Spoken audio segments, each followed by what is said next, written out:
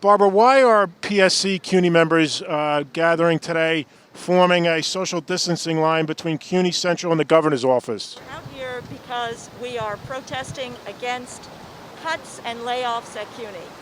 Next week, June 30th, is the deadline for CUNY to notify the part-time faculty and staff about whether they have an appointment next term. We have 12,000 part-timers who are the majority of the teaching force, and they are going to hear on Tuesday whether they will have jobs in the fall or not. They are the core teaching force at CUNY, and CUNY, various colleges have announced up to thousands of layoffs. So we're here to say there has to be an alternative.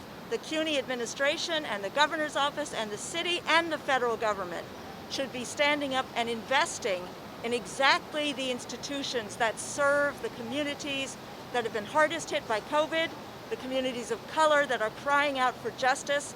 This is an opportunity to do it, and they've got to do it now. You know, Barbara, CUNY also received stimulus funding from the CARES Act, right? So something like over $100 million worth. So given that funding that they received from the federal government, will it, because we know that New York City has said that it's lost $9 billion in tax revenue because of COVID-19. Is it going to take federal infusion of money to stave off these potential layoffs? Absolutely. Their federal money is important, but I think they could stave them off through state revenue increases, taxation, and decisions they could make at CUNY, city decisions also. But yes, there are two things in terms of federal money. One is, as you say, CUNY has received funding through the CARES Act, which was the third federal stimulus bill, and it received $118 million in direct aid for students, and there's about another $130 million to come in aid for the institution. And the CARES Act legislation includes the provision that any university that receives federal funding must, to the greatest extent practicable, keep employees on payroll. We have notified the CUNY administration that we are preparing to litigate, if necessary, if they do not observe that section of the CARES Act. So we are pushing on the money they should already be receiving.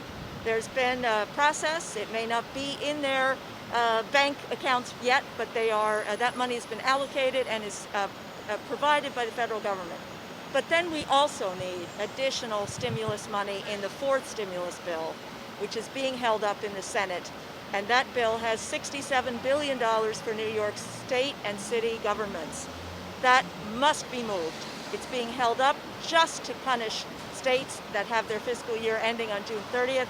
And we are calling our friends and family all over the country and asking them to call their senators and get that bill moving. Barbara, thanks for your time. Thank you. Thanks for being here, always for us and always supporting this. I mean, we're not the only story in the city of layoffs, but we're one of the ones that's really fighting back.